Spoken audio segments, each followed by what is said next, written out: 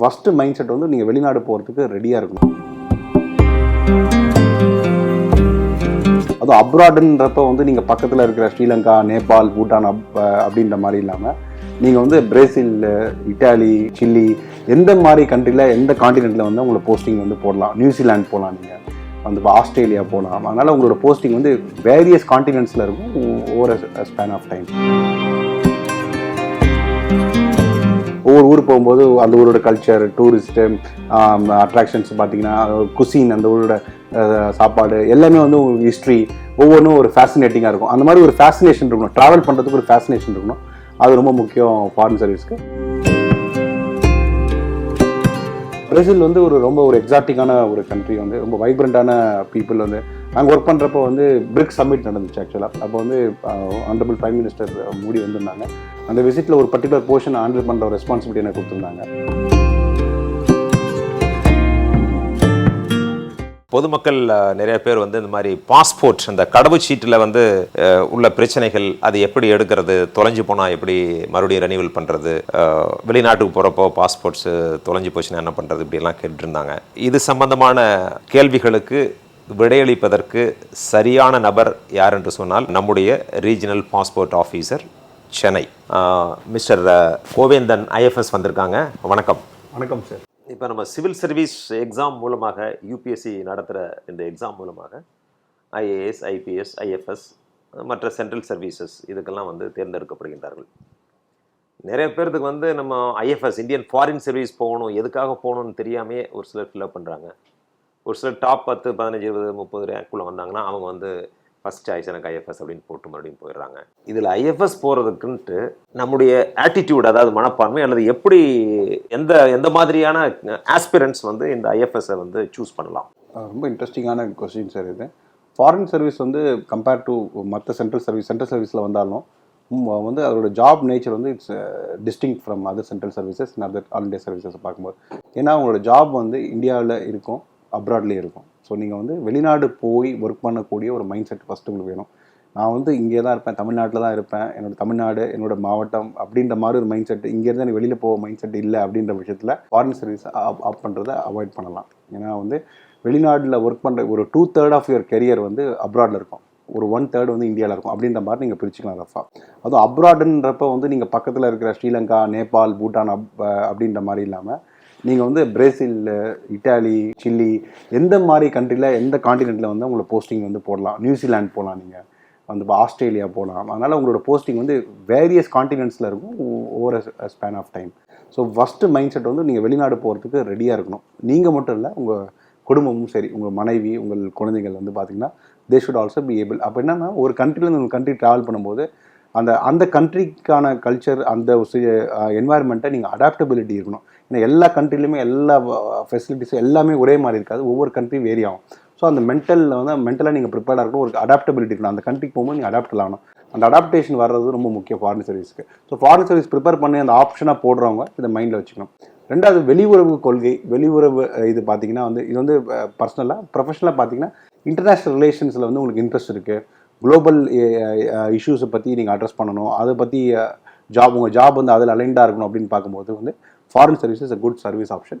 But foreign சர்வீஸ்னால் எப்பவுமே வெளிநாட்டிலே இருப்போம், இந்தியாவுக்கே வரமாட்டோம் அப்படின்றது கிடையாது. ஃபார் எக்ஸாம்பிள், நான் ஒரு ஃபாரின் சர்வீஸ் ஆஃபீஸர் தான், 2009 பேட்ச், ரீஜனல் பாஸ்போர்ட் ஆஃபீஸராக சென்னையில் ஒர்க் பண்ணேன். என்னோட ஹோம் டவுன் வந்து சென்னை, இங்கே ஒர்க் பண்ணுற ஆப்பர்ச்சுனிட்டி இருக்குது. அதே மாதிரி பார்த்தீங்கன்னா வேரியஸ் கவர்மெண்ட் டிபார்ட்மெண்ட்ஸ் டெல்லியில் வந்து நீங்கள் டெபுடேஷனில் போய் ஒர்க் பண்ணலாம். ஃபாரின் சர்வீஸ் ஆஃபீஸர்ஸ் வந்து காமர்ஸ் மினிஸ்டரில் இருக்காங்க, பிரைம் மினிஸ்டர் ஆஃபீஸில் இருக்காங்க, அதே மாதிரி டிஃபென்ஸ் மினிஸ்டரில் இருக்காங்க. நிறைய மினிஸ்ட்ரிஸில் வந்து நீங்கள் ஒர்க் பண்ணுற ஆப்ஷனும் ஃபாரின் சர்வீஸில் கிடைக்கும், அப்பார்ட் ஃப்ரம் ஒர்க்கிங் அப்ராடு வந்து. ஸோ அதனால் ஃபாரின் சர்வீஸ்னால் வெளிநாடு போயிடுவோம், நம்ம இந்தியாவுக்கு வரமாட்டோம் அப்படின்ற மென்டாலிட்டி கிடையாது. அதே நேரத்தில் வந்து நான் வந்து இங்கேயே இருப்பேன், வெளிநாடு போக மாட்டேன், நான் இந்தியாவிலே என்னோட ஜாப் ஃபுல்லாக முடிஞ்சிடும் அப்படியும் கிடையாது. நீங்கள் வெளிநாட்டில் ஒர்க் பண்ணிங்கன்னா அம்பாசிடராக நீங்கள் போகணும். வெளிநாட்டு தூதராக போகும்போது, உங்களை கவுன்சில் ஜென்ரலாக போகும்போது நீங்கள் வெளிநாட்டில் தான் நீங்கள் ஒர்க் பண்ணி ஆகணும். கண்டிப்பாக வந்து உங்களுக்கு இருக்கும். பேசிக்காக வந்து ஒவ்வொரு ஊருக்கு போகும்போது அந்த அடாப்டபிலிட்டி வந்து தேவைப்படும். வந்து பார்த்தீங்கன்னா அங்கே ஏற்ற மாதிரி உங்களை நீங்கள் மாற்றிக்கிறது, அந்த மென்டாலிட்டி வந்து உங்களுக்கு இருக்கும். அதுக்கப்புறம் வந்து ஃபாரின் சர்வீஸ் போக you have to get updated. நீங்கள் வந்து நல்லா வந்து கரண்ட் சுச்சுவேஷன் என்ன குளோபலில் இருக்குன்றதை நீங்கள் you have to keep yourself updated about it. ஸோ ஒரு என்ரிச்சிங் ட்ராவல் எக்ஸ்பீரியன்ஸ் வந்து ஃபாரின் சர்வீஸ்னு பார்த்தீங்கன்னா ஒரு குளோபலில் நீங்கள் வந்து ஒரு ஜர்னி வந்து நீங்கள் ஸ்டார்ட் பண்ணுவீங்க. ஒரு கண்ட்ரிலேருந்து வேறு கான்டினென்ட்ஸ் ஒர்க் பண்ணிட்டு ஒரு 30-35 இயர்ஸ் முடிக்கும் போது எல்லாவ குளோபல் எக்ஸ்பீரியன்ஸ் நிறைய கண்ட்ரியில் ஒர்க் பண்ண ஒரு வெரைட்டி வந்து உங்களுக்கு கிடைக்கும் ஃபாரின் சர்வீஸில். ஒவ்வொரு ஊருக்கு போகும்போது அந்த ஊரோட கல்ச்சர், டூரிஸ்ட்டு, அட்ராக்ஷன்ஸ் பார்த்தீங்கன்னா குசின், அந்த ஊரோட சாப்பாடு எல்லாமே வந்து உங்களுக்கு ஹிஸ்ட்ரி ஒவ்வொன்றும் ஒரு ஃபேசினேட்டிங்காக இருக்கும். அந்த மாதிரி ஒரு ஃபேசினேஷன் இருக்கணும், ட்ராவல் பண்ணுறதுக்கு ஒரு ஃபேசினேஷன் இருக்கணும். அது ரொம்ப முக்கியம் ஃபாரின் சர்வீஸ்க்கு. அதுக்கப்புறம் அஃப்கோர்ஸ் ஃபாரின் சர்வீஸ் நீங்கள் ஜாயின் பண்ணதுக்கப்புறம் ட்ரைனிங்கில் they will give you all the other tips. So இதான் என்னோட அட்வைஸ் ஃபாரின் சர்வீஸ் பண்ணுறோம். 3 நாடுகளில் வந்து டிப்ளமேட்டாக இருந்திருக்கீங்க. இதை பற்றி கொஞ்சம் சொல்லுங்கள், உங்களுடைய அனுபவங்களை பற்றி. நானே இந்த 10 வருஷத்தில் பார்த்தீங்கன்னா காண்டினென்ட்னு பார்த்தீங்கன்னா Europe, Latin America and Asia 3 காண்டினென்ட்டில் ஒர்க் பண்ணிட்டேன். ஃபார் எக்ஸாம்பிள் போர்ச்சுகலில் வந்து என்ன அயலுறவு துறையில் எந்த ஆஃபீஸர் வந்து ஃபஸ்ட்டு செலக்ட் ஆனாலும் they have to study a foreign language. கம்பல்சரியாக ஒரு ஃபாரின் லாங்குவேஜ் படிக்கணும். நான் வந்து போர்ச்சுகீஸ் பயிர்னேன். ஸோ இங்கே ட்ரைனிங் முடிச்சதுக்கப்புறம் அப்ராடில் வந்து 3rd செக்ரட்டரியாக நீங்கள் போஸ்டிங் ஆவீங்க. அப்போ யூனிவர்சிட்டி ஆஃப் லிஸ்பனில் போய் உங்களுக்கு ஒரு போர்ச்சுகீஸ் லாங்குவேஜே தெரியுமா? ஆமாம் சார். அதில் வந்து நம்ம வந்து அந்த லாங்குவேஜ் வந்து நம்ம வந்து படிக்கணும் சார். அந்த லாங்குவேஜை படிச்சுட்டு அந்த லாங்குவேஜில் எக்ஸாமும் குவாலிஃபை ஆகணும். அடுத்த ப்ரொமோஷன் நம்ம கிடைக்கும். ஆக்சுவலாக அது படிக்கிறது ரொம்ப சுலபமா? அது எப்படி இருக்கும்? அந்த அது ஒரு திருப்பி ஒரு காலேஜ் போகிற எக்ஸ்பீரியன்ஸ் தான் சார். அது ஒரு இன்ட்ரெஸ்டிங்காக இருக்கும். ஏன்னா நிறைய அதர் கண்ட்ரீஸில் இருக்க டிப்ளமேட்ஸு, அதர் கண்ட்ரீஸில் இருக்க ஸ்டூடெண்ட்ஸ் எல்லாமே வருவாங்க. ஸோ அது ஒரு நியூ எக்ஸ்போஷராக இருக்கும் உங்களுக்கு பார்த்தீங்கன்னா. ஸோ இப்போ நான் போர்ச்சுகீஸ் படிச்சுட்டேன். அதனால என்ன பண்ணேன், சரி அடுத்தது வந்து அந்த போர்ச்சுகீஸ் லாங்குவேஜ் இன்னும் ஸ்ட்ரென்தன் பண்ணலான்றனால பிரேசில் போனேன். பிரேசில்லையும் வந்து போர்ச்சுகீஸ் லாங்குவேஜ் தான் வந்து நேஷனல் லாங்குவேஜ். ஸோ அதனால் அங்கேயும் வந்து நான் ஒர்க் பண்ணேன். இங்கே பிரேசில் வந்து ரொம்ப ஒரு எக்ஸாட்டிக்கான ஒரு கண்ட்ரி, வந்து ரொம்ப வைப்ரண்டான பீப்புள். வந்து அங்கே ஒர்க் பண்ணுறப்போ வந்து பிரிக்ஸ் சம்மிட் நடந்துச்சு ஆக்சுவலாக. அப்போ வந்து ஆனரபிள் பிரைம் மினிஸ்டர் மோடி வந்திருந்தாங்க. அந்த விசிட்டில் ஒரு பர்டிகுலர் போர்ஷன் ஹேண்டில் பண்ணுற ரெஸ்பான்சிபிலிட்டி எனக்கு கொடுத்துருந்தாங்க. அந்த டைமில் வந்து நம்ம இந்தியன் எம்பசி வந்து புதுசாக கன்ஸ்ட்ரக்ட் பண்ணியிருந்தோம். இந்தியன் எம்பசி அண்ட் ரெசிடென்ஸ் வந்து புது காம்ப்ளெக்ஸ், அது வந்து 1968 கொடுத்தாங்க லேண்ட். அதில் நம்ம கன்ஸ்ட்ரக்ட் பண்ணியிருந்தோம். அதை வந்து பிரைம் மினிஸ்டர் வந்து இனாகிரேட் பண்ணாங்க.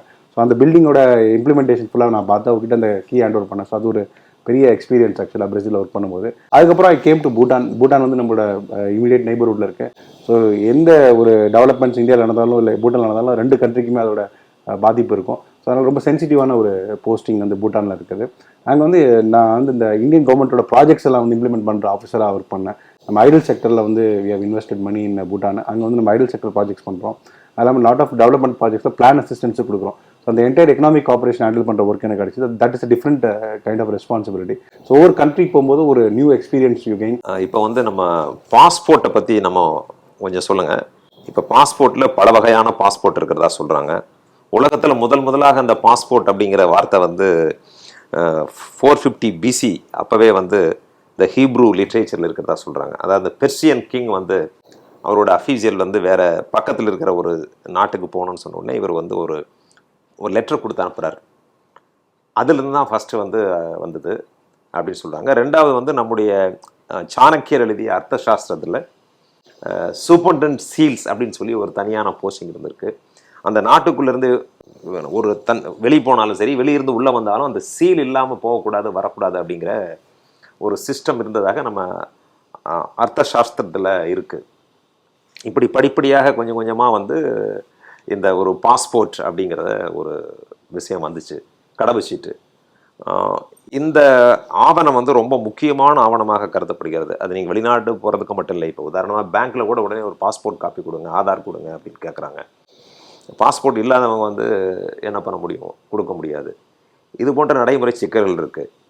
இதை பற்றி நீங்கள் என்ன சொல்கிறீங்க சார்? பாஸ்போர்ட் வந்து இப்போ ஃபண்டமெண்டலாக சார், நம்ம பாஸ்போர்ட் வந்து பார்த்தீங்கன்னா நம்ம டாக்குமெண்ட்டே நம்ம நினச்சிக்க கூடாது. ஆக்சுவலாக first of all passport is document of government of India sir. நம்ம பாஸ்போர்ட்டே வந்து நம்ம கிட்ட இருக்க பாஸ்போர்ட்டே it's document belonging to the government of India. But நம்ம பொசஷன் தான் நம்ம வச்சிருக்கோம். Document originally property of government of India, இந்திய அரசாங்கத்தோட சொத்து. இப்போ நம்ம கிட்ட இருக்க பாஸ்போர்ட் ஆக்சுவலாக மேஜரான ரோல் அப்படின்னு பாஸ்போர்ட்டுக்கு என்ன பார்த்தீங்கன்னா is a document to prove your nationality when you are outside India. அதுதான் நான் சொல்வேன். இப்போ பார்த்தீங்கன்னா நம்முடைய தமிழ்நாட்டிலேருந்து மற்ற மாநிலங்களிலிருந்து அதிக அளவில் வந்து எல்லா நாடுகளையும், உலக நாடுகளில் வந்து நம்முடைய மக்கள் இருக்கிறாங்க. அதாவது பர்டிகுலர்லி ஸ்டூடெண்ட்ஸ் எல்லாம் போகிறாங்க. பெற்றோர்கள் இங்கே இருக்கிறாங்க. அவங்க வந்து ஒரு படிக்காத ஒரு பெற்றோர்கள் வந்து வெளிநாடு போகணுன்னு சொன்னால் எப்படி பாஸ்போர்ட் வாங்குறது? அவங்க சென்னைக்கு வந்து ஆஃபீஸில் வந்து எப்படி ஃபில்அப் பண்ணுறது, ஃபார்ம் எப்படி பண்ணலாம் ரொம்ப தெரியாமல் கஷ்டப்படுவாங்க. அந்த ஒரு ஊரில் ஒரு கிராமத்தில் எடுத்துட்டிங்கனாலும் அங்கே படித்த இளைஞர்கள் இருந்தாலும் அவங்களுக்கு வந்து இது எப்படி பண்ணுறது அப்படிங்கிறது தெரியாது.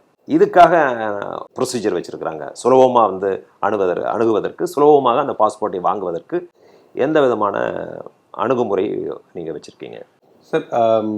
இது ரொம்ப இன்ட்ரெஸ்டிங்கான கொஸ்டின். எப்படின்னா இப்போது ரொம்ப பாஸ்போர்ட் வாங்குற அந்த வழிமுறையை ரொம்ப சிம்பிளிஃபை பண்ணிட்டோம்.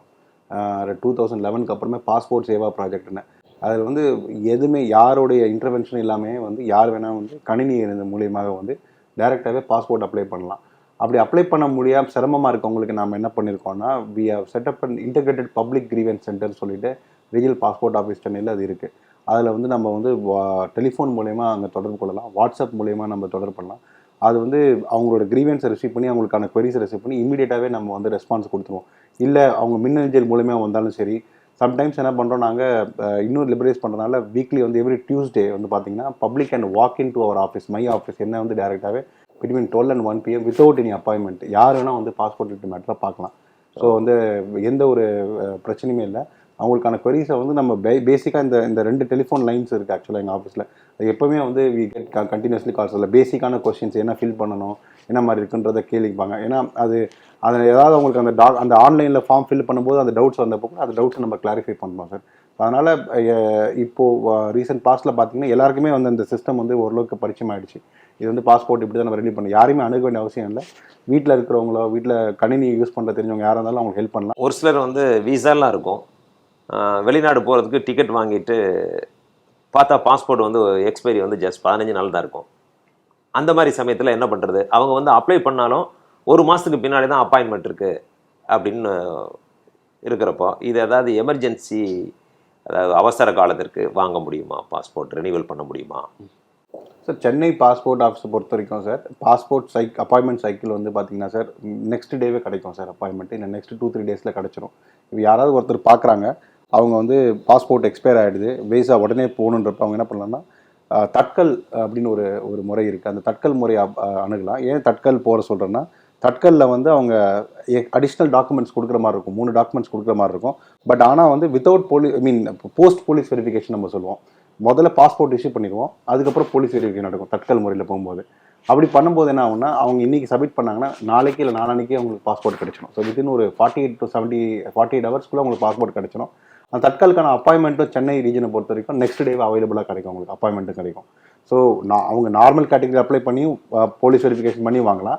இல்லை ரொம்ப அர்ஜென்ட் இமீடியட்டாக ட்ராவல் பண்ணணும் அப்படின்ற பட்சத்தில் இந்த தட்கல் முறையை வந்து அவங்க யூஸ் பண்ணலாம். தட்கலில் அவங்க அப்ளை பண்ணும்போது என்னென்னா 3 டாக்குமெண்ட் வந்து ஆன்லைனில் வெரிஃபை பண்ணுற மாதிரி இருக்கணும். ஒன்று வந்து அவங்களோட ஆதார் கார்டாக இருக்கலாம், இன்னொன்று ஓட்டர் ஐடி கார்டாக இருக்கலாம், இல்லைனா டிரைவிங் லைசன்ஸாக இருக்கலாம். இந்த மாதிரி ஆன்லைன் வெரிஃபை பண்ணுற டாக்குமெண்ட்ஸ் 3 ப்ரொடியூஸ் பண்ணிட்டாங்கன்னா அவங்களுக்கு வந்து இந்த போஸ்ட் போலீஸ் வெரிஃபிகேஷன் முறையில் நம்ம தட்கல் முறையில் பாஸ்போர்ட் இஷ்யூ பண்ணிடலாம். இந்த போலீஸ் வெரிஃபிகேஷன் வந்து எவ்வளோ நாளுக்குள்ளே பண்ணணும்? அதாவது இப்போ நீங்கள் உடனே தட்கலில் வாங்கிட்டு அவங்க உடனே வெளிநாடு போகிறாங்க, போலீஸ் வெரிஃபிகேஷன் இல்லாமல் வெளிநாடு போக முடியுமா?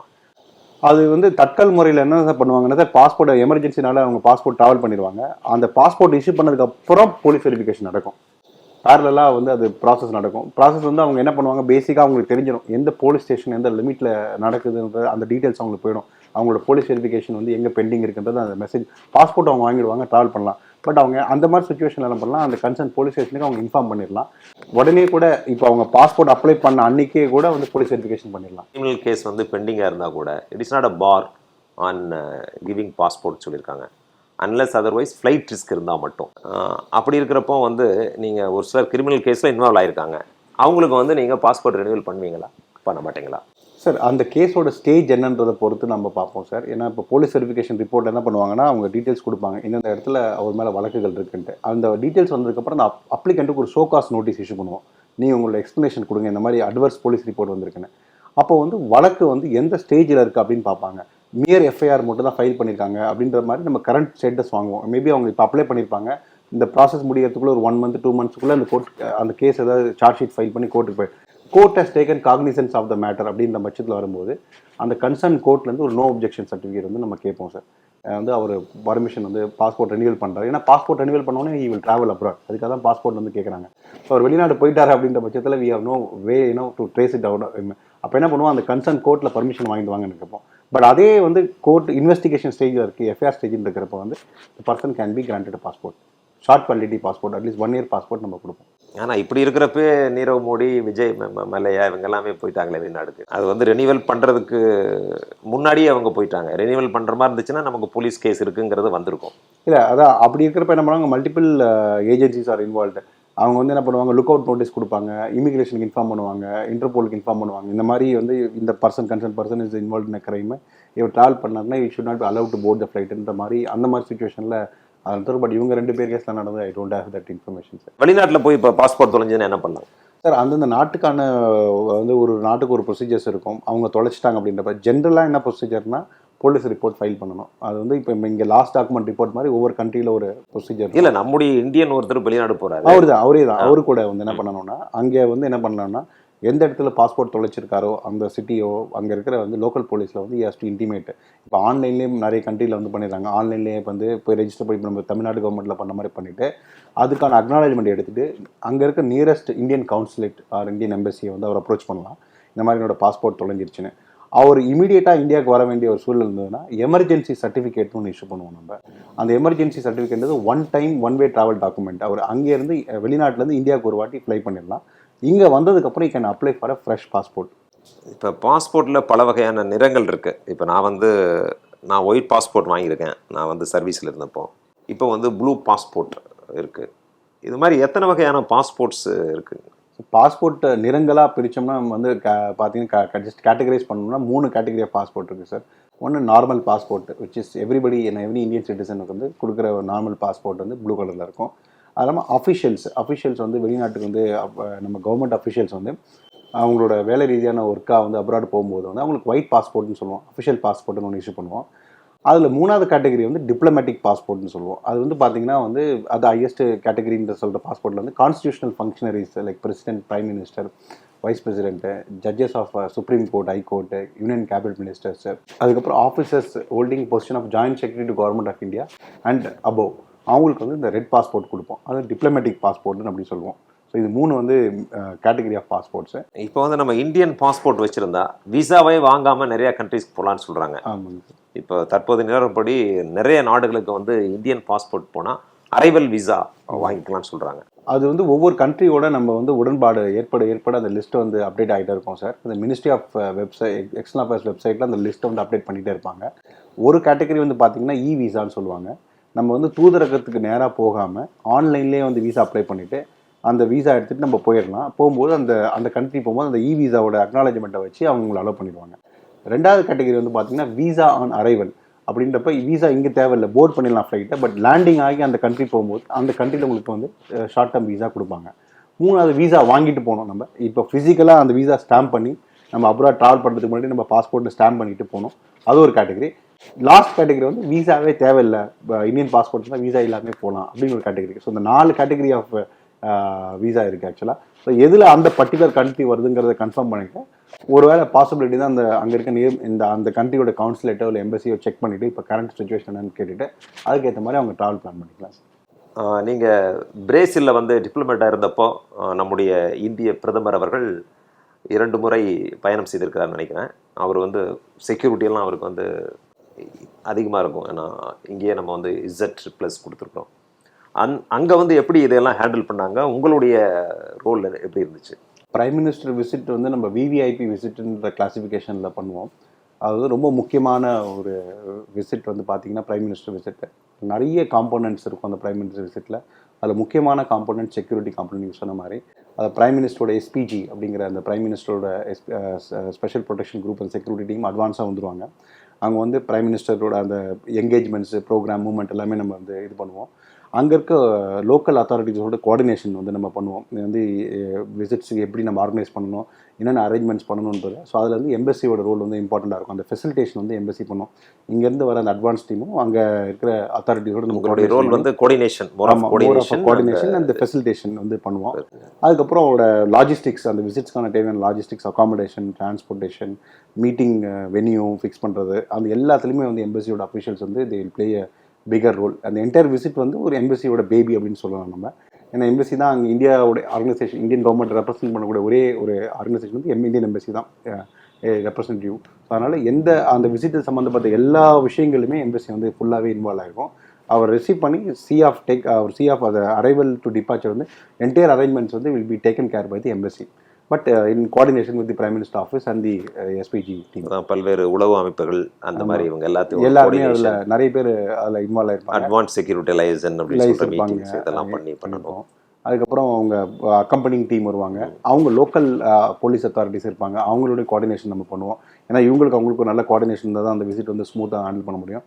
அதுக்கப்புறம் என்னென்ன வரவங்களுக்கு போகிறவங்களுக்கான அக்சஸ் கிரெடென்ஷியல்ஸு இந்த மாதிரி நிறைய எலிமெண்ட்ஸ் இருக்குது அந்த இதில் பார்க்கும்போது. அப்புறம் அரேஞ்ச்மெண்ட்ஸ் ஃபார் த மீட்டிங், அவங்க என்னென்ன பைலேட்ரல் மீட்டிங் பண்ண போகிறாங்க, இல்லை மல்டிலேட்ரல் அந்த வென்யூ ரெடி பண்ணுறது, அந்த வென்யூக்கான எப்போ போகணும், அந்த டைமிங்ஸ் வந்து அந்த கண்ட்ரியோட எம்பசிஸ் அங்கே இருக்கும், அவங்களோட எந்தெந்த லீடர்ஸை மீட் பண்ணணும் அவங்களோட கோஆர்டினேட் பண்ணுறது. அதுக்கப்புறம் இந்த ப்ரோக்ராம் வந்து ட்ரா பண்ணுறது. ஸோ வெரி டென்ஸ் மொமெண்ட்ஸாக தான் இருக்கும் அந்த ஃபாரின் விசிட் அப்படிங்கிறப்போ. எந்த விதமான சின்ன ஒரு அசம்பாவிதம் கூட நடக்கக்கூடாது ரொம்ப அப்படிங்கிறதுல பண்ணணும், ரொம்ப முனைப்பாக செயல்படணும். கண்டினியூவாக அது வந்து ஒரு எக்ஸசைஸ் வந்து அது அந்த டைம் வந்து ரொம்ப கிரிட்டிக்கலாக இருக்கும். ஷார்ட் டைமாக இருந்தால் கூட நம்ம வந்து எல்லாரோட ஃபுல் ஃப்ளெஜ்ட் எஃபோர்ட்டோட அதை நம்ம ஹேண்டில் பண்ணணும். நம்ம சரி கோவிட் டைமில் நீங்கள் அந்த வெளிநாட்டுலாம் இருந்திருக்கீங்க டிப்ளமேட்டாக. அந்த சமயத்தில் வந்து எப்படி நீங்கள் இந்திய மக்கள் அங்கே வெளிநாட்டு வாழ் இந்திய மக்களை நீங்கள் எப்படி வந்து அங்கேருந்து இங்கே அனுப்பிச்சிங்க, இங்கேருந்தவங்க அங்கே எப்படி போனாங்க? கோவிட் டைமில் வந்து இந்த லாக்டவுனில் ரெஸ்ட்ரிக்ஷன்ஸ்னால இன்டர்நேஷ்னல் ஃப்ளைட்ஸ் எல்லாமே வந்து ஸ்டாப் பண்ணிட்டாங்க எல்லா கண்ட்ரியுமே. அதில் வந்து பிரேசிலும் சரி இந்தியாவும் சரி one of the worst affected countries. So அப்போ அங்கே வந்து இங்கேருந்து அங்கே டூரிஸ்ட்டாக போன இந்தியன்ஸு, இங்கேருந்து அங்கே ஜாப்புக்காக போனவங்க, அதுக்கப்புறமேட்டு பிஸ்னஸ் மீட்டிங்ஸ் போனவங்க எல்லாமே வந்து அங்கே ஸ்ட்ரக் ஆகிட்டாங்க, அவங்களால இங்கே வர முடியல. ஸோ அப்போ வந்து என்னாச்சு, கவர்மெண்ட் வந்து வந்தே பாரத் மிஷன் ஸ்டார்ட் பண்ணி இந்தியன்ஸ் யாரெல்லாம் வந்து அப்ராட்லேருந்து ஸ்டக் ஆகிட்டாங்களோ அவங்கள இந்தியா கொண்டு வரணும் அப்படிங்கிற ஒரு எவாக்குவேஷன் மிஷன் வந்து ஸ்டார்ட் பண்ணாங்க. அந்த பார்ட்டில் வந்து நம்ம பிரேசிலில் வந்து நம்ம என்ன பண்ணோம், பிரேசில் அதுக்கப்புறம் வந்துட்டு பிரேசில் வந்து பெரிய கண்ட்ரி, நம்ம இந்தியாவின் கண்ட்ரியோட ஒரு 2.5 டைம்ஸ் ஜாகிரபிக்கல் சைஸில் பெரிய இது லேண்ட் மாஸ்.